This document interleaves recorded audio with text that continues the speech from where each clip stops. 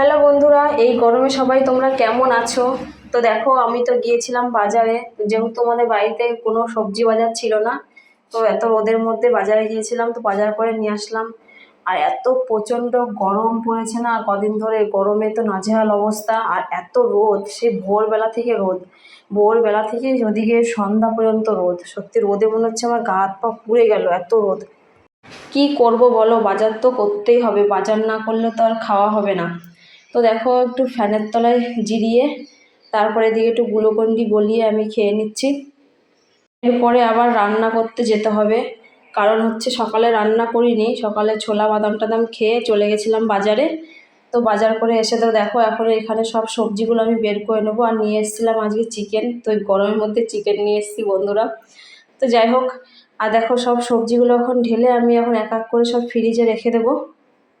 আর এত গরমে কিন্তু দুপুরবেলা রান্না করতে প্রচুর কষ্ট হয়। আর যেহেতু আমি এখানে বসেই রান্না করি, তোমরা যেখানে আমাকে বসে থাকতে দেখছো আমি ওখানে বসেই কিন্তু রান্না করি। আর টিনের ঘর যেহেতু, এটা প্রচণ্ড মানে দুপুরবেলা প্রচণ্ড গরম লাগে।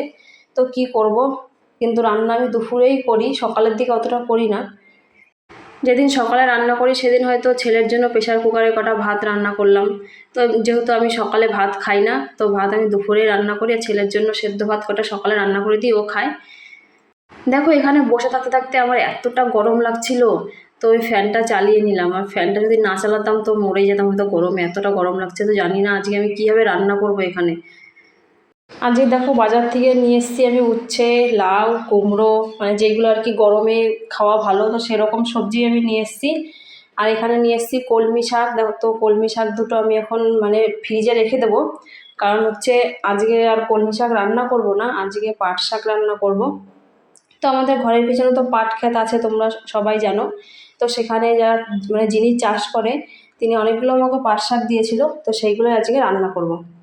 তো চলো তোমাদেরকে পাট শাকগুলো একটু দেখিয়ে দিই। তো এই দেখো, কতগুলো পাট শাক দিয়েছে, আর পুরো টাটকা গাছ থেকে মানে মাঠের থেকে উঠিয়ে পুরো দিয়ে দিল। যেখানে আর কি ঘন ঘন গাছ আছে, তো সেখান থেকে উঠিয়ে উঠিয়ে ওরা আর কি পাতলা করে দেয়, তার জন্য আর কি উঠিয়ে দেয়। তো যাই হোক, আজকে পাট শাক রান্না করবো, আর বেশি করে পেঁয়াজ দিয়ে রান্না করলে কিন্তু খেতে ভালোই লাগে। তো চলো এখানটা গুছিয়ে নিই। আর এই দেখো, আমি সব গুছানো কমপ্লিট করে তো রান্নাটা চাপিয়ে দিয়েছি। তো আমার আর ভিডিও করা সম্ভব হয়নি, কারণ হচ্ছে অনেকটা লেট হয়ে গেছিলো রান্না করতে। তো এদিকে দেখো, আমার চিকেনটা কষানো হয়ে গেছে। তো এখন হচ্ছে আমরা চিকেন খেয়ে নেব, চিকেন কষা। আর এই চিকেন কষা না খেলে তো একদম ভালো লাগে না। যেদিনই বাড়িতে মাংস রান্না হয় আগে কষা খাবো তারপরে। তো তোমরাও কি আমার মতন করো? অবশ্যই জানিও কমেন্টে বন্ধুরা। মাংস কষা খেয়ে এখন হচ্ছে শাকটা রান্না করে নেবো। তো এই দেখো, আমি বেশি করে পেঁয়াজ দিয়ে কিন্তু পাট শাকটা রান্না করে নিয়েছি। পাট শাকটা কিন্তু আমি অতটা ভালো খাই না, কিন্তু মোটামুটি খাই। তো দেখো, আমি ভাত নিয়ে নিয়েছি। তো এখানে নিয়েছি হচ্ছে পাট শাক, লাউ রান্না করেছিলাম, লেবু, শসা আর মাংসর তরকারি। তো এখন হচ্ছে খাওয়া দাওয়াটা করে নিই।